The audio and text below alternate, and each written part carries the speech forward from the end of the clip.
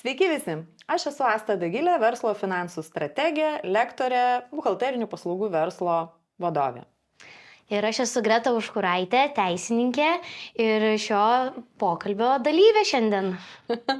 Mes su Greta atrodo kaip ir kolegės, tiek socialinių tinklų kolegės, tiek ir profesijos mūsų tikrai turi nemažai sąlyčio, bet šiandien susitinkam pakalbėti apie, atrodo, buhalteriam nelabai aktualią temą, ne?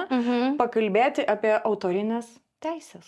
Bet aš, žinai, galvoju, gal autorinės teisės viena ar kita prasme visiems kažkada tampa aktualios.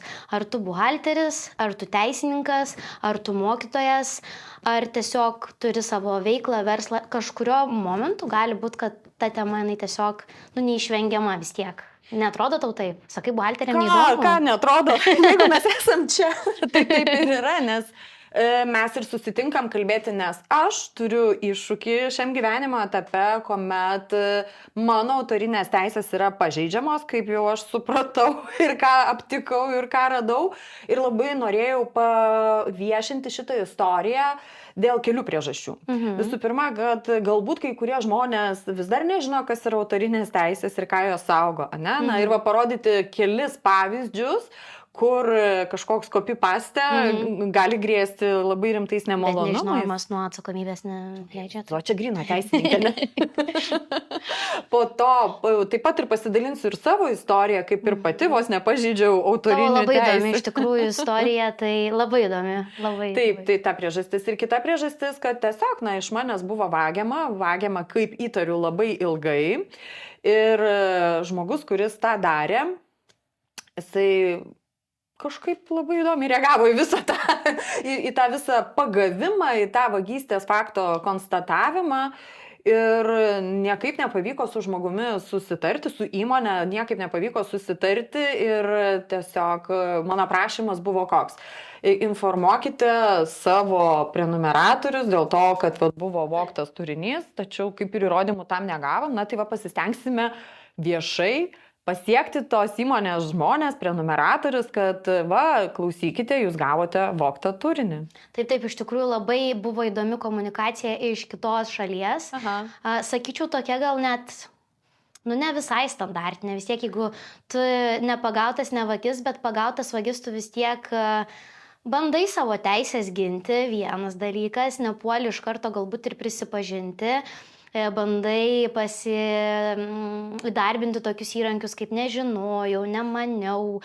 Atostogauju, dar kažką, kažkaip įdomi buvo situacija. Aš labai norėsiu iš tikrųjų išgirsti visą ir prieš istoriją, nors aš jau ją kaip ir žinau, bet man atrodo ir klausytėm bus labai įdomu ta visa seka, kad tu papasakotum, kaip apskritai atsidūrei tokioj pozicijoj, kad tave apvogė. Vidury baltos dienos, įtariu, kad visus metus, galimai. Aš žinau, teisininkų labai mėgstama žodį galimai. Čia tobulas žodis. Tobulas. Gerai. Tikėtina. Pradėkime nuo visos istorijos pradžios, kaip aš sužinojau, ir jau po to vyniojosi visas storytellingas. Taigi, vieną vakarą socialiniuose tinkluose, Instagrame rašo viena sekėja ir sako, Asta, ar jūs esate suteikusi leidimą savo kolegijai jūsų naujienlaiškius skelbti kaip savo. Aš taip, plačiau prašyčiau. Ir man atsiunčia tada jau screenshotus. Gerai, aš šiandien apsimėsiu, kad moku labai lietuviškai kalbėti, ne? Ir man atsiunčia screenshotus. Ir, žinai, šitą situaciją galvoju, kolegijai Astai nepasisekė, nes mes esame bendravardės. Tiesiog sekėja ieškojo laiško, naujienlaiškio iš Astos Dagilės. Ir jei, žinai, išfiltruoja Asta ir eina Asta Dagilė ir Asta kita. Asta Dagilė ir Asta kita. Pirma taisyklė, vagi pasikeisk vardą, kad nebūtum taip lengvai suprantama. Taip, sudegė, tokioj lygioj vietoj. Ir iš tiesų, ką aš pamatau, sakau, gal galėtumėt parodyti turinį, gal, tai visgi vis dar tikiesi, kad žmogus yra, turi nors kiek padorumo. Taip. Ir man persiuntė pradžioj pirmame etape 5 laiškus. kurie buvo identiški mano išsiųstiem laiškam. Visiškai identiški. Ne identiški. Mano pardaviminė dalis ir mano vardas pavardė buvo pakeisti į tos įmonės pavadinimą ir, tos kitos Astos, autorystė. Niekur nenurodyta, kad viso teksto autorius yra Asta Dagilė. Ir išimti mano pardaviminiai, kur pabaigoje būna, žinai, tenai kažkoks skelbimas, kažkas tas, kažkokia nuoroda į mano jau svetainę, gal norit kažką įsigyti ir taip toliau. Bet palikta visa kita. Aš turiu unikalų stilių. Aišku, neišradau 2 pasvirų brūkšnelių teksto pradžioje. Ne, bet aš tavo naujienlaiškius irgi prenumeruoju juose. Tave, kai aš kadangi ir pažįstu ir seku jau daug metų, tai per tuos naujienlaiškius tu labai save, aš jaučiu tavo balsą, žinai, kai aš skaitau, jaučiu, kad čia tu esi parašius. Jeigu tau tai parašo dirbtinis intelektas, tai tu jau jį puikiai ištreniravai. Turiu omeny, aš jau juokaujant, bet jeigu pradėtum, bet tikrai skaitai, jauti, Asta su tavim, hei, žiūrėk, VMI ten vėl, kažką toksai nugrinai jaučiu, aš tavo tą vibe, kaip čia pasakyti, tave jaučiu. Tai yra unikalus. Ne taip, kad yra. Po punkčiukui tiesiog išdėsita ten pelno mokestis yra mokamas, tiesiog žinai. Bet yra pas mane daug storytellingo. Pas mane yra 2 brūkšneliai, ten yra tie taškeliai, net vizualinis atskirimas. Supranti, jau iki tiek nevargta nieko kito perdaryti ir pakoreguoti. Tiesiog nubraukiu Asta Dagilė, pavadinimą palikau. Brūkšnelius, tuos nesu tikra dėl vizualų, nes bent jau pastaruoju metu labai daug naudojame tų emodžių iš tam tikro animacinio filmuko, kažkaip taip labai prikibo, labai jie tenai daug atspindi realijų verslo šios dienos, bet visa kita palikta. Ir kai pamačiau tokius 5 laiškus, man toksai, what? Ir aišku, kam aš galiu iš karto paskambinti. Taip, Greta gauna skambutį, bet dar prieš tai noriu pasakyti, kad iš tikrųjų turėti socialinius tinklus yra kartais tokia gera galimybė turėti nemokamą policiją realiai. Ar ne, dabar įsivaizduok, jeigu nesekėja, kiek dar būtų laiko praėję, kol būtum galbūt ir pati netyčia aptikus. Tiesiog. O mesgi ką vėliau aptikome, kad buvau kopijuojama. Seniausias laišką, kokį gavau, tai buvo 23 metų Liepos 18 dienos. Prieš gerus metus. Prieš gerus metus. Tai, toliau... Kiek dar metų tai būtų ėjęs, žinai? Taip. Ir tai kiek metų... turėt labai gerai, nes visada kažkas iš tave sekančių žmonių pažinos kažką kažkur, kažkaip užmatys kažką kažkur arba kažkam atsiūs. Nes, aš, pavyzdžiui, kažkuo pasidalinu, aš tiek dalykų sužinau, aš tik tai ne visus viešinu, kad man nereikia serialų žiūrėti, aš tiesiog gaunu serialų update'ą tiesiogiai pas save į paskyrą iš, kas matė, žino, bandė, patyrė, nukentėjo ir taip toliau. Tai čia iš tikrųjų ačiū tikrai sekėjai, kad pajuto, kad tai galimai nėra teisinga, kažkaip čia nelabai. Jeigu viena siunčia, tai kita siunčia tą patį, jau žmogus suprati turi, kad nelabai jau čia švarus dalykai. Ir čia yra vertybiškai man artimas sekėjas, nes mano vertybių skalė tokio copy-paste, aš net įstatymą cituodama koreguoju ir pridedu savo nuomonę, nes, aišku, jau įstatymas nėra autorinės teisės, aš suprantu, tam jisai ir yra, kad mes jį visi cituotume, koreguotume, ne?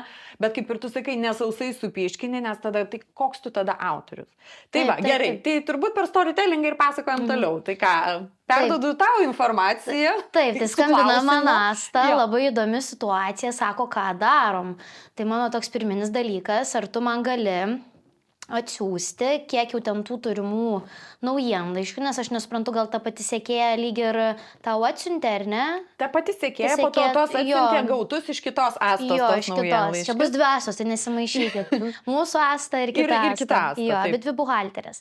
Ir buhalterinių paslaugų verslų vadovės. Taip, tai žodžiu, labai čia panašu, nesusimaišykit, bet sekėja iš tikrųjų padarė didelius namų darbus, kadangi jinai buvo prenumeratorė, jinai tiesiog tuos naujienlaiškius persiuntė mūsų Astai ir aš tada paprašiau mūsų Astos, gal mes galim pat paimt ir sulygint. Nes, teisinis darbas kartais reikalauja tiesiog tokių elementarių dalykų, kaip, turi pasižiūrėti, ar tikrai buvo nukopijuota, nes kartais, jeigu mes pakeičiam nemažą dalį teksto, gal paliekam tą toną, gal paliekam tą emociją, bet pakeičiam žodžius šiek tiek, ar ne, sakinius perstumdom, jau tada kyla mums toksai, čia dabar atrodo lyg mokinu kaip kopijuot, bet kyla jau toksai momentas, kad gal nėra visiškai viskas copy-paste, ar ne?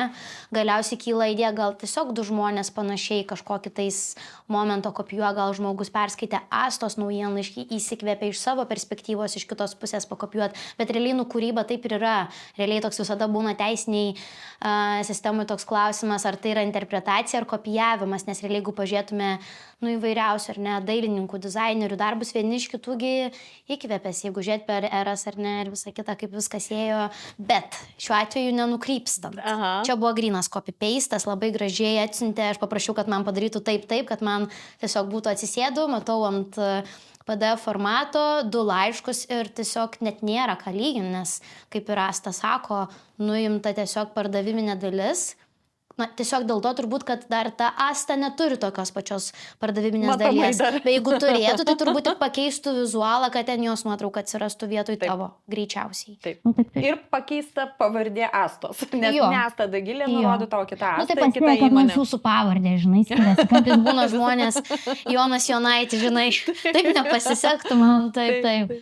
Tai, žodžiu, visiškai matom, kad yra copy-pastas ir aš Astai, kaip ir visiems klientam, ką mėgstu sakyti, bet, pavyzdžiui, gerai, kad yra kopijavimas, mes matom.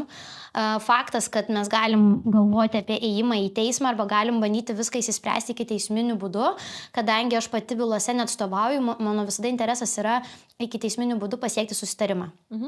Nes iš esmės tai yra geriausias, pigiausias, efektyviausias kelias ir jis dažnai iš tikrųjų pasiteisina. Bet pirminis dalykas, mums reikia žinoti, ko mes norim, ar ne? Ar mes čia dabar norim ieškoti teisybės, kokia ta teisybė, tai aš Asta ir sakau, ko tu dabar norėtum. Ir mes tiesiog kalbamės, kokios galėtų būti galimybės. Asta man sako, ko tu labiausiai norėjai, mūsų Asta, ko tu labiausiai norėjai? Man iš tiesų buvo pats to fakto pripažinimas iš kolegės ir pripažinimas visiems savo klientam, tie, kurie gavo tos naujienlaiškius. Ir taip pat norėjau sužinoti iš jos, tai visgi kiek tokių laiškų buvo persiųsta juos nusavinus. 2 prašymai, tai yra pripažinti tą faktą ir pateikti sąrašą tų laiškų, kurie buvo nukopijuoti. Iš tiesų nesiekiau pasipinigauti. Nebuvo, net nekėlėm tokio reikalavimo. Ne, tokio reikalavimo pas mus nebuvo ir pas mane, nes mano esmė buvo, čia žinai, kaip vagie kepurė dega, didžiausia bausmė man pačiai būtų mano vardo, mano prestižo, mano prekinio, kaip Astos Dagilės ženklo sumenkinimas, jeigu aš taip sugalvočiau padaryti, ne, tokiu atveju. Tai aš suprantu, kad tai yra didžiausia vertybė, ką žmogus turi, tai jo vardas ir jo prestižas. Taip ir iš tikrųjų kūryba, tai jeigu tu esi autorius, tai... Ir aš noriu žinoti, tai kiek mane apvogė, tai pasipasakok, jeigu jau tokia mandra esi copy-pastą daryti, kartais per tenai 1-2 bėgyje būdavo nukopijuojama ir persiunčiama, taigi matom laikus, kada išsiuntėm ir kada persiusta. Tai tiesiog norėjosi tokio viešo pripažinimo, chebra, aš padariau taip blogai, kad štai Astos naujienlaiškius nusisavinau ir štai Astą aš nusisavinau štai tokius. Bet tokie reikalavimai pasirodė per dideli. Taip, tai iš tiesų, tu kaip ginčo iniciatorė, sakykim, tai tu tokiai švelniai, sakyčiau, reikalavimais į ją norėjai kreiptis. Jokio materialaus reikalavimo, kad ten atlyginti žalą, jokio ten pompastiško pripažinimo, tiesiog išsiųsti tiem prenumeratoriam, kad iš tikrųjų tų visų tekstų autorė tam laikotarpyje buvo ne ta kita Asta, o mūsų Asta Dagilė. Tai toks atrodo paprastas dalykas ir taip pat tiesiog pateikti sąrašiuką. Dabar įdomus dalykai man buvo. Iš teisinės pusės atsirado didelis keblumas iš mūsų kitos šalies, kitos Astos, kad neįmanoma pateikti išsiųstų naujienlaiškių. Aš tiesiog, kadangi pati dabar... Sudegė bačkoj. Sudegė, šuo suvalgė, vaikas pradangino N dalykų. Žymių knygelę, ne? Taip, man iš esmės yra labai keista, nes pirmas dalykas, žmogus turi savo internetinę svetainę. Taip, naujienlaiškius mes galim siųsti įvairiais būdais, bet tai mes kontaktų sąrašą vis tiek renkam. Renkam, ką mes išsiunčiam. Jinai teiginai viską ištrynė. Bet išsiunčia, tai duomenų apsauga labai stebi. Autorinių teisių tai galima pavogti, bet duomenų apsaugą tai jau reikia labai, pritaikyti. Vadinasi, viską trina, kad neduok Dieve kažkoks tai laiškelis kažkur liks neištrintas. O žinai, tau pasakysiu, aš lygiai taip pat neturėjau visų tų laiškų. Išsiųstų savo prenumeratoriam. Bet aš turiu prenumeratorius, į kuriuos kreipiausi ir sakau, ar galite man tokios dienos naujienlaiškius arba peržiūrėti ir atsiųsti man mano naujienlaiškius. Man per 15 minučių mano prenumeratoriai susintė viską, ko man reikėjo. Yra būdų, ar ne? Yra būdų. Kai nori, ieškai galimybių, kai nenori, yra badaras. Taip. Taip, kuris čia visiškai ne į temą, nes čia iš tiesų toks, aišku, santykis yra klausimas, ar tarp dviejų įmonių, ar tarp juridinio ir fizinio asmens, bet ten yra įmonė, siunčia laiškus, aš, jau tas badaras įmonė persūdyta. Ne, tai įmonė tvarkoma, tai fizinių asmenų, asmeninis duomenis, vardą, galbūt pavardę, mailą, jo, tai čia labiau tas ryšys, žinai, ne tarp jūsų, dar jeigu ir tau tenais nutekintų, dar ne tik vogtų laiškus, bet dar ir nutekintų savo prenumeratorių informaciją, tai čia vėl galėtume diskutuoti toliau. Bet iš esmės, taip, mes jeigu tvarkom bet kokius asmens duomenis, tai net ir elektroninis paštas yra asmens duomenis, jeigu ar ne, identifikuoja kažkokį tai fizinį asmenį, mes tiesiog, viskas gerai, kad ten rūpinamasi, trinama, viskas gerai, bet kaip ir tu sakai, yra būdų, kaip tokiu atveju pasielgti. Dabar žmogau, tavo kepurė dega, tai tu jau bandyk ją gesint. Aš padarysiu, ar ne, atsiųsiu laiškus, mes prašom tiesiog atsiųsiu laiškus. Žmogus neneigia, kad vogė, tarp kitko netgi komunikacijoje turime raštu pripažinta, kad taip aš dariau ir gailiuosi to. Neneigia nei karto, kad ten, oi, nesusipratimas, oi, čia netyčia, oi, asistentė man ten nebuvo. Oi, nežinojau, nieko nebuvo, iš karto buvo gerai, atsiprašau, gal net atsiprašau, dabar bijau pasakyti pradžioj. Pabaigoj gal pabaigoj. Galėsim patikrinti. Bet buvo gerai, kaip sprendžiam ir žodžiu... Ir nuo tos temos, kad mes norim viso sąrašo, nukrypstama. Kad mes norim prenumeratorius informuoti, nukrypstama. Asmuo, Asta, kita Asta pasiūlo sumokėti 500 eurų kompensaciją. Mes nieko neprašėm. Per 2 valandas. Jo, per 2 valandas. Mes nusintėm banko sąskaitą. Negavom kompensaciją. Bet, iš esmės, mūsų tai reikalavimas toks nebuvo smagu, kad jinai norėjo atlyginti. Tai gerai, bet darom prielaidą, kad jinai atlygina už 5 laiškus, kuriuos mes jai nusiuntėm. Tarkime. Galim daryti prielaidą. Tokią ar neformą. Toliau šiai dienai aš darau prielaidą, kad kopijavimas vyko mažiausiai 10 mėnesių, tai yra 40 laiškų. Tai jeigu kalbant apie kompensaciją, ar už 40 laiškų tai nėra per kuklu. Galimai, nesakau, iki galo taip ir negavom atsakymo viso, tai kiek tų laiškų. Mums kyla prielaida, kas verčia tiesiog svarstyti, kaip tą ginčą toliau apskritai spręsti, nespręsti, nes dabar įsivaizduokit, ar ne, jūs kaltina ir jūs nepatikinėjate įrodymų. Arba jūs apvogė ir, ta prasme, ir policija sako, mes nerinksim įrodymų, nes negalim kaip surinkti. Būna kartais visokių situacijų, bet ta prasme, kai mes neturim įrodymų, vadinasi, mes galim daug prielaidų daryti, kokios galimai teisės buvo pažeistos. Ir iš tiesų, norint susitarti, nėra blogai tą parodyti. Ir jeigu žmogus vengia rodyti tos laiškus, kodėl vengia? Pradedi galvoti, kodėl vengia, nes jų tikrai bus daugiau. Vienareikšmiškai. Nes pradžia tai buvo, ką mes turėjom, tai 23 gruodis, 24 metų pradžia, va šito periodo. Vėliau mes gavome 23 metų Liepos mėnesio naujienlaiškius. Dar pusę metų atgal. Tai kaip minimum per tą pusę metų kreipėmės, gegužės turbūt mėnesį ar birželio kažkur. Tai labai ilgam laiko tarpe pas mane kaip tėvė mūsų kiekvieną savaitę išeina naujienlaiškis. Bet tai jūs įsivaizduojat, koks geras naujienlaiškis, kurį prenumeruoja daugiau negu 2000 žmonių, kad jį tiesiog kopijuoja ir žmonės iš to gyvena. Taip. Ne iš to gyvena, bet tiesiog, kurį tiesiog kopijuoja. Tai va, tai žodžiu tokia įdomi situacija, bet mūsų reikalavimai vis dar nėra išpildyti ir komunikacija darosi apsunkinta. Tai mūsų kita Asta atostogauja, tai jinai grįžus susisieks, nesusisiekė, tai jinai vėl atostogauja. Dar IT meistrai labai sunkiai dirba, aria ir niekaip. Bet po to jau nebedirba, jie nesako, ašgi viską ištryniau, tai nebuvo jiem ten kart. Toksai pradžioje atstatyti, ne? Jo, atstatyti, bet po to čia nieko negalėjo atstatyti, aš siunčiu iš paprasto e-mailo ir žodžiu viską ištrinu, keičiasi truputėlį istorijos seka ir logika tame, gal ir tonas. Tonas keičiasi, žmogus jau darosi suirzęs, taigi sumokėjau 500 eurų, ar jūs nepatenkinti? Asta, gavai 500 eurų, ko tu dar nori? ko aš noriu, vis dar to paties. O šiaip turbūt gal žmonės net neįsivaizduoja, ką reiškia man paruošti naujienlaiškį. Gal galim truputį apie tai pakalbėti? Gerai.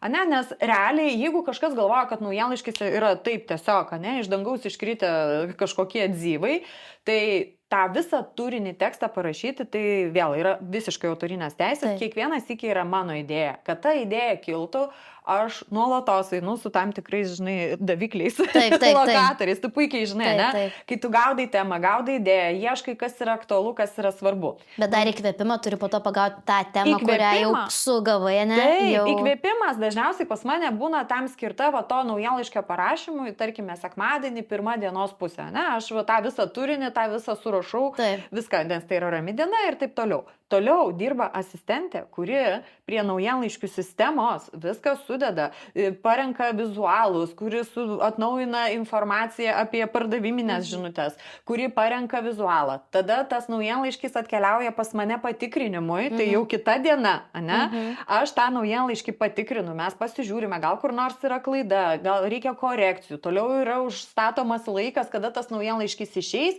ir tada tas naujienlaiškis iškeliauja pas prenumeratorius. Tai yra ilgas kelias. O kad aš galėčiau išsiųsti prenumeratoriam, dar moku už tą platformą, kurioje talpinu tą visą informaciją, iš kur viską siunčiu. Tai yra kapitalas, tai yra pinigai, Dar tai yra nepamiršk, laikas. kad yra kiek laiko suinvestuota pritraukti tuos prenumeratorius, kad būtų kam siūsti. Taip. Nes jeigu į sieną atsimuša tas naujienlaiškis irgi nėra taip, Taip. įdomu, ar ne? Tai, čia, kad ir ką tu paimtum, faktas, kad įdėta daug darbo, finansiškai galbūt ir galėtum išsiskaičiuoti maždaug kiek vidutiniškai valandų užtrunki, bet čia ne apie tai. Nes Čia yra galima ir visas paveikslą procesas, taip taip. puikiai nupiešti ten per 5 minutės, sakykim, aišku, kad gal taip ir neįmanoma.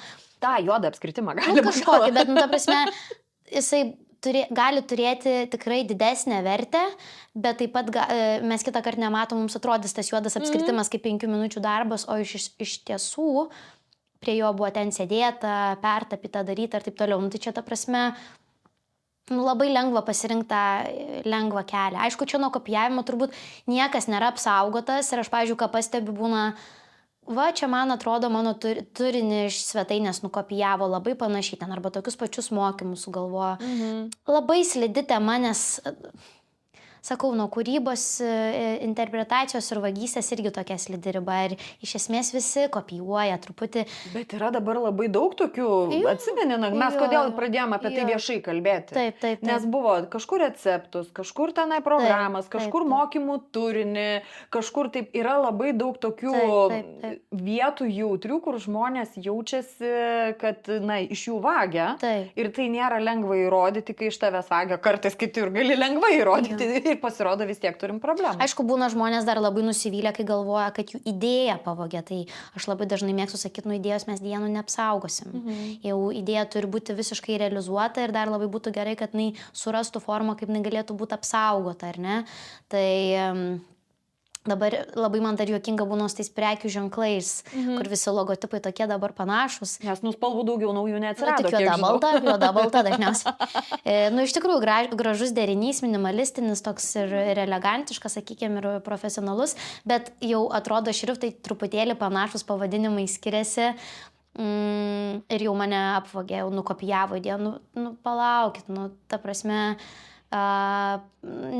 nesusireikšminkim, kad jau dabar viskas turi būti, turim savo unikalumo tą ir ieškoti, ar ne? O kai mes turim kažkokį kitą kūrybinį ar ne objektą, pavyzdžiui, kaip tekstą, tai apie ką kalba eina. Čia nemokslinis darbas, kurį parašytų, kaip Asta Dagilė minėjo savo naujienlaiškių prenumeratoje, kad... Tai va. Ir šitoj vietoj, kai aš pradėjau apie šitą kalbėti, kad mane apvaginėja, keli kolegos sako, o Jėzus Marija, tai ką jau ir mane turbūt paduosi į teismą. O tai kaip tu buvo? Tai aš sako, aš persiunčiau tavo naujienlaiškį kažkam. Va, sakau, gerbėmiai, bet tu nepanaikinai mano autorystės. Taip. Tu persiuntai, aš tau už tai dėkoju. Jeigu tu persiuntai ir sakai, žiūrėkit, kolegė. Žinomumą, pasiekiamumą netgi didina nemokamai. Tai va, tai šitoj vietoj, atskirkime tos momentus. Taip, jeigu tu persiunti mano naujienlaiškį, tai viskas yra tvarkoje. Bet jeigu tu iškopini visą tekstą ir sakai, kad čia aš parašiau, va čia jau prasideda vagystės momentas. Ir taip tikrai dabar pasitaiko situacijų, kai kokia kolegė sako, Asta, kažkur mačiau mačiau tavo skaidrę, aš ją panaudosiu savo klube, ar galiu? Ir tai tada atsiranda normalus, toksai teisingas bendravimas, taip sakau, gali šitą skaidrę panaudoti. Pasirodo, tai veikia visus išskyrus mano bendravardės. Bet tu žinai, toks dalykas, kažkur skaičiau, kaip iš viso įstatymai atsirado, ar ne? Nu, jeigu mes visi turėtum common sense, kas yra gerai, kas yra blogai, ir nesielgtume blogai, tai mums įstatymo nereikėtų. Bet kaip taisyklė yra, kad mes, dėje, bet neturim visi common sense. Ir netgi sakyčiau labai gaila, bet labai didžioji dalis jo neturi. Tai vadinasi, jeigu kiekvienam žmogui galvoj būtų, kad jeigu čia ne mano, kad galbūt Astai gali nepatikt, gal aš jos atsiklausiu, ar ne, nebūtų jokios problemos. Bet nebūtų, nes negautų sutikimo. Taip, jeigu čia yra Astos stiklinė ir jinai man nepriklauso ir aš jos neėmu, nei kai Asta mato, nei nemato, nebūtų jokios problemos. Taip, bet dėja turim taip, kad įstatymai nebereikalo atsirado, nes tiesiog esam, žmonės yra tiesiog toks sutverimas, kad visada, kai žino, kad kažkas nemato, negirdi, nepatikrins, kad galima kažką gal gudresnis pabūti. Bet palauk, gerai, tada papasakokime mano istoriją, kai aš pati vos neprisidirbau su autoriniam teisėm ir kaip mes galime sureaguoti patys. Tai, žinai, ir ne iš gudravimo pusės buvo. Tiesiog iš nepagalvojimo, nežinojimo. Iš nežinojimo, lygiai taip pat iš nežinojimo. Tai yra. Socialiniai medijai komunikuojant reikia labai daug gražių nuotraukų ir visos tos įspūdingos nuotraukas, kurias jūs matote, yra mano nuostabiausias komandos darbas. Viena mano sesuo Goda yra stilistė. Geras. Kita mano sesuo Ugnė yra už objektyvo. Kiek tu sesių turi? 2. Dream team. Ir dar brolių turi? Ir dar brolių. Oi, geras. Ir kai vyksta mano fotosesijos, tikrai tai yra sugalvojama tema, sugalvojama vizija artimiausio sezono mano komunikacijos. Goda parenka visus drabužius. Goda su Ugne surenka visą, žinai, tų kadrų, ką aš turėsiu, kaip papozuoti, kaip pabūti. Mes žinom, kokiu mums reikės stiklinių, puodelių, vazų ir visa kita, nes dažniausiai, kiek galima tą mano nuostabų veiduką rodyti, žinai. Kartais tie elementai, jie praturtina tą visą vaizdą. Bet už visą tai sumokama yra mano pinigais. Taip. Už stilisto paslaugas, už fotografo paslaugas, už idėją, už studiją, už makijažą, už fotografijas galutinės ir aš gaunu tas visas nuotraukas. Taip. Ir taip pas mane jų prisikaupė jau ten N+K sesijų, toks guli klodas, tokias geros medžiagos, tokias pinterestinės. Galvoju, reikia man parduoti tų nuotraukų, ypatingai tokių, kur stiklinė, puodelis, ten tokių, žinai, business vibe nuotraukėlės, kurias tikrai žmonėm reikia, kurie neturi resursų ir dabar taip yra madoje. Įdedu vienoj socialinėse tinkluose grupėje skelbimo, turiu tų nuotraukų, kur jūs jas parduodate. Ir man per 5 minutės, toksai bam, o tai ar turi autorinės teisės? Ar tu gali jas pardavinėti, ar čia tavo nuosavybė? Ir man net į galvą, iš tikrųjų, aš nesu fotografų, ten meno pasaulio žmogus. Aš sakau, aš už jas sumokėjau kaip ir autorinės teisės ir tuomet mano sesuo Ugnė parašo, o tu žinai, kad mano yra autorinės teisės? Come on! Gerai, sakau, tai tariamės tada, ir sakau, tariamės, tai jeigu aš prekiausiu, tai 50-50 dalinamės tą pliusą, aš suorganizuoju ten tą visą pardavimą, o tau, už tas autorinės teisės, nes kaip yra, aišku, su sesė sutarties nėra, bet tai iš to bendro supratimo vertybinio, jeigu tai jau yra įstatymo reglamentuota ir mes nesusitarėm kitaip, tai aš priimu tą nuostatą ir gerai, taip ir nenuėjau į kitų stokų, nes ten, reikėjo kažką padaryti, dar kažkur taip ir ten pasižiūrėjau paskui tą gražą, ar jinai tikrai tokia padari ir taip toliau, panalizavau tos šaltinius. Bet esmė tame mes galim labai skirtingai sureaguoti į tą patį savo nežinojimą. Bet aš manau, kad gal pirminis pasteiravimas, kur nesakai, gavai žinučių iš karto bam, galėjo būti dėl to, kad apskritai, jau daugam atrodo ir pradeda daryti suvokiamą, kad tiesiog pamačiau gražią nuotrauką, gal negaliu aš jos pasimti savo, žinai. Nes aš žinau, kad aš negaliu. Tai eina žmonės tuos tinklapius, tai perkasi, tarkim, arba tenima, kur yra nemokamos nuotraukos, ten, pavyzdžiui, tinklapį, kur tu tiesiog turi gražių nuotraukų, įkeli, leidi visiems dalintis, jūs naudokit, kur jūs norit. Bet aš dabar, ir aš sužinau, kad aš net ir to negaliu padaryti, nepaisant to, kad aš už visą tą procesą sumokėjau. Tai man buvo tikrai labai įdomi naujiena, nes Taip, mes galim visko nežinoti, aš į tą pusę vedu, Taip, ane? taip, Mes taip. galim visko nežinoti, bet kaip mes reaguojam, kai mes sužinom? Ok, sorry, dėkui, gerai, dalinamės tada. Taip, nu tai iš Taip, iš tiesų. tiesų, ar Čia tai gal būtų taip sesė ar ne analizuojant, sesė? kad visi gal gerai suprastų, pats fotografas, jisai padaro nuotrauką, ar ne, užfiksuoja momentą, kadrą ir taip toliau. Tai pati ta nuotrauka, jinai yra fotografo. Tada Asta kaip užsakovė, ar ne, jinai nusiperka tas nuotraukas, nes jai jų reikia. Autorius, būtent fotografas, tas nuotraukas atiduoda ir jie tada susitarė. Ar Asta niekur negali ten reklaminiais tikslais naudoti, nes būna ir tokių, kad, pavyzdžiui, nenori, kad komerciniais tikslais tą nuotrauką eitų, nes tiesiog kiti antkainiai yra. Taip. Na, mūsų fotosesijos visos yra komerciniais tikslais, iš karto de facto susitarimas. Taip, susitarė. Bet kitas dabar dalykas, dar man tokie įdomus vis tiek išeina momentai, galbūt įdomus bus ir jums, kad pavyzdžiui, tose nuotraukose, kur yra Asta, tai nepaisant to, kad yra fotografė jos sesė ir ta nuotrauka yra sesės, kurią pardavė Astai, bet Astos matosi veidas, atvaizdas, kitaip tariant. Vadinasi, ir jau fotografė negali tom nuotraukom laisvai disponuoti, nes gali pažeisti Astos teisę atvaizdą, nes galbūt Asta nenori kažkur šmėžuoti visai kitam kontekste. Stokia kažkokiam. Kažkokiam stokia, kur ir šiaip jinai nenori, ir gal ten dar kitų momentų yra, kur nenori.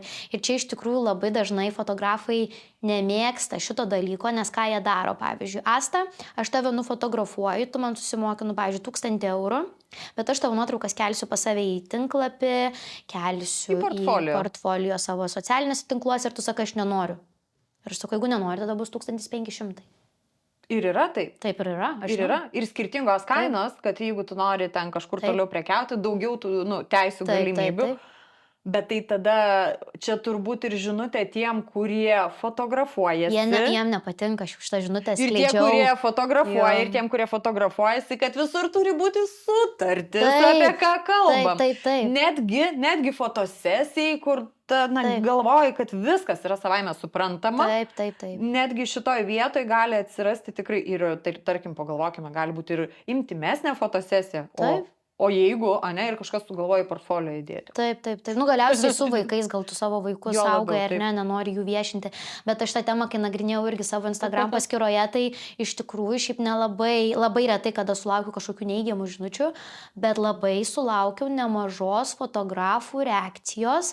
Nu, ką jūs kalbat, pas mus rinkoje taip yra, tai supras, kad jeigu taip yra, tai nesvarbu mums jokie įstatymai, nu taip yra rinkoje. Tradicijos aukščiau visko. Nu, tai čia paprašiai, čia paprašiai veido, kad mano bet šitas, bet būtent dėl šito momento. Taip, nes aš ir tau akcentavau, kad pavyzdžiui, pirmas dalykas yra diskriminuojama, jeigu asmuo nenori duoti sutikimo, kad jo atvaizdas būtų naudojamas ir jam dėl to keliama kaina. Man tai čia yra diskriminacija.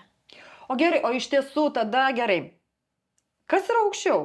Autorinės teisės ar diskriminacija, ar mano atvaizdo panaudojimą, kaip ten ta teisė į mano atvaizdą, kas turi inicijuoti šito punkto įrašymą realiai? Nu, mane fotografuoja, vėlgi grįžta mane, na gerai, aš su sese tai visada puikiai susitarsiu, gražiuoju, bet tarkim dabar ateityje, jeigu man reikėtų samdyti kitą fotografą, mes dabar samdome Roką. Kas turėtų labiau inicijuoti tą, kad ar, tarkime, Rokas, kad aš galėsiu jūs panaudoti, ar mes turime pasakyti, žiūrėk, bet tu šito turi negali naudoti, nes čia yra mano veidas. Na, supranti, kurią pusę lenkiu? Suprantu, bet aš tai matau, žinai, kad visi pasakom savo lūkesčius. Juos mes įtvirtinam sutartyje. Kiekviena šalis prieš pasirašant susipažino sutarties sąlygom. Tu skaitai ir matai, kad Rokas sako, aš tai naudosiu šitus Astos video visur. Visur naudosiu ten ir gražiuose svetainėse, ir nelabai gražiuose, žodžiu, visur, kur man reikia, ir komerciniais, ir nekomerciniais tikslais. Nu tai tu perskaitydama gali sakyti, Rokai, braukiam šitą. Nu man netinka. Ta prasme, netinka man šitas dalykas. Bet mes galime palikti, Rokas gali savo studijo Kaune, savo šitam socialinių tinklų tinklalapiuose gali įdėti trumpą kažkokią epizodą. Tai mes komunikuojam. Labai dažnai pastebiu, kad žmonės bijo sutarčių, neskaito sutarčių ir kai gauna sutartį, tai atrodo, arba aš turiu pasirašyti, arba turiu pasirašyti. Ne, tu gali perskaityti. tu gali prieštarauti dėl dėrėtis. punktų. Taip, tu gali dėrėtis, man netinka šita sąlyga. Man netinka, kad bus ten tik tai 5 nuotraukos iš fotosesijos, nes lygai susirašinėjo minėjo 20. Nu, ta prasme, galim sakyti, sakėt, kad kaina tokia, čia dabar plus PVM, kodėl prieš tai nesakėt? Nu, mesgi galim viską, nu, tartis, dėrėtis dėl tų sutarties sąlygų. Tai kodėl žmonės jų bijo ir kodėl jų neskaito, tai yra... O kodėl neskaičiuoja? Žinai, na... Nu, tai va, čia tokie, žinai, taip čia yra. Tas temas. Taip Taip turi yra. būt. Bet pareikime dar truputį į pradžią prie mūsų istorijos Taip. su kolegė Asta, kas šiek tiek glumino. Tu minėjai, jinai tavo sekėja buvo, bet tu papasako, kas vėliau jinai buvo, darėsi. taip, jinai buvo ne tik mano sekėja socialiniuose tinkluose, tiesą sakant, nežinau, neieškojau ten nuo kada seka ir ten jinai labai seka ir taip toliau. Ar Facebook'e mano mato komunikaciją. Bet ši moteris taip pat ir buvo mano mokymuose intensyviuose, aš vedu Mastermindo grupės, kur susirenkame kolegos buhalterinių paslaugų įmonių vadovai, turime susitarimus konfidencialumo ir kur mes dalinamės, kaip auginti šitą verslą. Tai jinai įsigijo šitos mokymus, netrukus turiu įrodymą, turiu laiškų, kad prasidėjo jau kopijavimas, turiu kelis etapus to kopijavimo po to. Ir, žinai, klausimas toksai vėl moralinis gaunasi. Tai yra žmogus, su kuriuo dalinausi netgi kaip darau savo verslą, bet taip nuo iki. Kainodara, delegavimas, komunikacija, kaip viską daryti. Ir taip aš skatinau daryti naujienlaiškius, bet neskatinau. Kopijuoti, ar ne? Taip, aišku, kiek jinai nebuvo labai įsitraukęs mokymų dalyvis, ji nebuvo labai tokia duodanti. Atėjo susirinkti informacijos, kurios galimai reikės. Taip, galimai, o galimai nespėjo tarp darbų, nes turėjo labai daug darbų, nes pas ją buvo šiek tiek kitokia strategija, ką aš rekomendavau daryti. Tai esmė tame, bet tai buvo žmogus tikrai arti prieėjęs ir kuris su manim susitinka, nuotoliniai tie susitikimai, susitinka su bendruomenė, kur aš labai atvirai dalinuosi ir visi labai atvirai dalinasi ne tik gerais, fun dalykais, kur dalinamės ir savo problemomis, nes Mastermind ir yra dalinuosi problema ir kiti padeda, pasidalina savo patirtimis sprendžiant tą problemą. Ir žmogus buvo tokioje artimoje aplinkoje. Po to atsitraukė ir po to jau tik beveik po metų laiko aš gaunu visgi informaciją, kad yra kopijuojami mano laiškai. Bet žinai, kas įdomu, kad nebuvo akimirkos, kad galvočiau, kad aš nustosiu dalintis. Kad aš dabar nustosiu rašyti naujienlaiškius, kad aš nustosiu organizuoti tos mokymų grupės, kur susirenka verslininkai ir atiduoti jam viską, ką žinau. Nes iš tiesų tai yra tik kruopelė, tik vienas žmogus iš visų tų daug, kurie praėjo, jau mano mokymus praėjo virš 30 vadovų ir iš jų užauga fantastinė bendruomenė, kur ir toliau vieni su kitais dalinasi. Tačiau, visur yra tas šaukštas deguto. Tai buvo labai arti prieėjęs žmogus, gavo labai daug tos informacijos, ją panaudojo, tik tai kai kur prasilenkė su etika ir įstatymais. Šiaip labai iš tikrųjų įdomu. Buvo lojali sekėja, tapo tavo Mastermind grupės nare, tada susipažino su tavim, pradėjo intensyviai imti tavo informaciją, kas liečia ne ką tu dalinaisi Mastermind'e, bet konkrečiai tavo naujienlaiškius, nesivarginant nei kruopelytės pridėti kažkokio savo aš, ar ne, ir dabar jinai atostogauja, jai kelia šitą situaciją stresą. Labai liūdna. Tai aš tikiu, kad iš kitos pusės mane net ir džiugina, kad žinai, ne iš tos pikdžiugiškas, tau nervai gadinasi, ne? Tai atrodo, kad, yra nors kažkiek moralės. Žinai, jeigu gadina, mano ta logika, jeigu tau gadina nuotaiką ir kelia stresą, tai, reiškia, dar rūpi kažkiek moraliniai dalykai ir kad tas bus paskleidimas žinios. Bet man vis tiek, kad keista iš tikrųjų, kiek mes susirašinėjom, aš klausiu vieno, atsako man į kitą. Tai aš taip galvoju, žmogus, turinti savo buhalterinės apskaitos verslą, ar ne, kelinti savo kompetenciją, dalyvaujantis įvairiuose mokymuose, ar jisai nesupranta klausimo, ar jisai nenori jo suprasti. Toksai, nekalbis šiaip su žmogum kažkokiu, žinai, kur Nežinau, kažkaip man... Visgi tai yra aukščiausios kompetencijos, kurie Taip, turėtų nes, kiek mes, būti, tai- pavyzdžiui, turim patirties ar ne, tas pretenzijas siunčiam dažnai, tenka jas siūsti, jos iš esmės dažnai būna veiksmingos, gerai parinktos pretenzijos tikrai būna labai veiksmingos. Bet žmogus tada konkrečiai sako ne. Aš to nedarysiu, aš to nedariau, jie atsakymus normalius duoda. Čia aš paklausiu apie vieną, man atsako apie kitą. Aš vis dar kalbu, kad tai jau mes kaip ir nuleidom tą visą momentą, kad jau nepaisant to, kad ten tie techniniai nesklandumai pateikti mums tą sąrašą tų naujienlaiškių, bet čia realiai aš glaiščiau, nes mūsų asai, tai sako, man tiek reikia tos tų visų naujienlaiškių. Tu greitai. Jo, bet aš jau kaip ir glaiščiau, galbūt tikrai ten ištrynė žmogus, nepagalvoju, čia kaip truputėlį glaištau. Tai, bet mes prašom, tu įrodyk, kad tikrai informavai tą savo skaičių prenumeratorių. Ne, irgi neįmanoma. Kilo ginčas, informavo neva tai tuos prenumeratorius ir sako, aš ištryniau ir tos laiškus. Tai žmogau, jeigu jau yra ginčas, tu netrink. Kodėl tu trini, ta prasme... Bet žinai, visą laimę, kad mes turime laiškus. Tai mes turbūt šito podcast'o metu įdedame tuos laiškus ir mums nereikės tada sakyti pavadinimą, nes visa tai bus juodu ant balto. Supranti? Aš manau, kad čia yra toksai... Jeigu gerbiamoji kolegė... Gal dalį laiško, sakykim. Na, tarkime. Įdomesnės vietas, nes ten daug po to kartojasi. Tas pats per tą patį aš atostogauju, man sunku. Ne, aš noriu tos naujienlaiškius pasidalinti. Jo, tai iš tikrųjų atsakymas. Mes tiesiog pasidaliname naujienlaiškiais, mano ir kolegės. Taip. Ir pridedame visą informaciją ir jeigu čia nėra vagystės ir jeigu čia nėra mano teisės į pretenziją, tai tada aš tada... Nežinau. Taip, tu esi tavo auditorija yra lojali tau, o tu esi lojali savo auditorijai, tegul padaro linčo teismą ir parašo komentaruose, kas nukopijavo. Ir dar vienas niuansas, tai jeigu dar kažkas gaunate iš šios įmonės naujienlaiškius ir gavote... Ar iš kitos įmonės? Ar iš kitos įmonės naujienlaiškius, kurie yra viens prie vieno išskyrus pardaviminę dalį, tai būkit malonus, pasidalinkite su manimi, nes pati plagijuojanti įmonė, jie tiesiog neturi niekaip galimybių šitą misiją įvykdyti. Tai aš tada noriu paprašyti žmonių, kurie seka mane, kurie seka Gretą.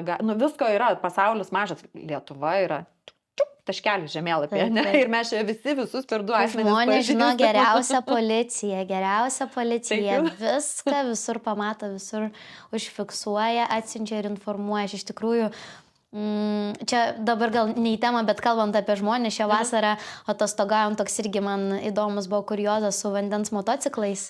Kaip baigėsi, taip ir nesusekiau. Aš nelabai noriu daugiau pasakoti, nes aš sužinojau tokių pikantiškų dalykų. Tai čia šitoje vietoje Santos Barbaros. Iš tikrųjų, tai aš suprantu, kad visiems, kas sekė tą istoriją, buvo tas smalsumo, visas padidėjimas ir norėsiu sužinoti, bet žinot, kaip yra, man tas pasakymas, gal čia ne visai tinkantis, bet kartais aš mėgstu už tą teisybę pakovoti, bet kartais turi įsivertinti, su kuo pešioti, žinai. Tai žinok, aš pagalvojau, kad aš ir taip nemažai paviešinau, bet tiesiog įsivertinau pliusus, minusus tam tikrų dalykų, bet ką aš sužinojau, Asta. Ta prasme, žmonės rašo, pažįstu aš ten dirbantį tą, pažįstu, kas yra tą, man tokių dalykų parašė, man tiesiog buvo eilinis klausimas, kodėl, pavyzdžiui, televizijos ten nenuvažiuoti, tyrimuką pasidaryti. Dabar pakrantėmis vaikštų, tas kažkur atostogavo, rankinuką nusipirko. O Jėzus Marija, dar vienas rankinukas, tai nuvažiuokit įdomiau. Žmonės, kurie irgi norėjo ten pat tokią pačią paslaugą teikti, tai irgi daug. O, tai dar mes eisim kavos gert. Tikrai, suprantu, apie ką kalbi, kad ten yra labai daug pavadinimų. Ne, ten iš tikrųjų, aš dabar galvoju, gal aš irgi per aštriai pasakiau, kad skirtingi žmonės skirtingas kainas teikia, nes normalu, kad gali būti, kad nuomoja skirtingi asmenys ir jie savo, kainas turi pasidarę, nes aš nežinau tiksliai tų sutarčių, kaip jie ten pasidarė, bet kad ten yra konfliktas su viešu interesu, tai ten 100%. O, taip, ten yra 100%. Taip, žiūrėk, abejonių dėl kainos nekyla kada? kai jinai yra parašyta. Taip, taip. Nes kaip, na, tikrai turguje, ne, pasižiūri, tau po 50 tenai. Jo, kaip tau, tai tau tai po 5, Jo, jo. o va, anam tai tenai po 30. mes dar su tėčiu mėgstam juokti, žinai, kai skambini pažįstamui. Nes, nu, smagu paskambinti, gal tu man ten padarysi. Jo, tai kaip tau, kaip pažįstamui, tai kaip pasitikrini rinką visada brangiau. Dvigubai. Nes tikrai daugiau norės dėmesio, dar kavos reikės išgerti. Bet tu jautiesi sutaupai, skambinu pažįstamui, man čia gerą gal kainą pasiūlys, bet po to, jeigu rinką pasitikrintum, žiūrėk, ar nepermokė, žinai, su tais pažįstamais. Tai taip, tai ten, nu, vat, esmė tokia, kad ką aš prie ko pritempiau, kad visada tave seka kažkas, kas pažįsta kažką, nu, ta prasme, wow. Tai iš tikrųjų, man va, tas momentas taip patiko ir po to ateina man žmonės aiškina, sakau, aiškinat, ko jūs patys nežinot, sakau, įkelkit, ką nors socialinius tinklus, va tiesiog, įkelkit, va, bet kokį dalyką turint auditoriją įkelkit, jūs pamatysit, jūs atsakymą gausit, nežinau, va per tiek. Taip, ir iš visų pusių, žinai, būna tai čia iš tikrųjų, wow, tai aš va tiem žmonėm, kad jie taip įsitraukia, va ta vienybė tokia lojali, tai man iš tikrųjų po to negaila ir dalintis, nes su tavim kiek pasidalina, nepaisant to, kad tu gal vėliau tuos plačius vandenius ne viską, žinai, ištransliuoji, bet nu, man patiko šitas dalykas, tai man kas rašė dėl tų mocų, tai aš sakau ačiū, nes aš ten linksminausi atostogaudama, skaitydama tas žinutės. Wow. O su mumis nepasidalinai. Bet čia taip. Nu, nieko. Gerai, tai ką, tada manau, kad mes jau ir galime šitą labai įdomią temą, apie kurią mes galėtume kalbėti labai ilgai. Laukiam komentarų. Laukiam komentarų ir jeigu kas esat gavę tų naujienlaiškių, prašom pasidalinkite iš tos įmonės, jeigu iš kitos labai tu gerai pastebėjai, ane, ir, na, žinokite, jeigu nežinojote. Kopijuoti nelegalu. Iki. Iki.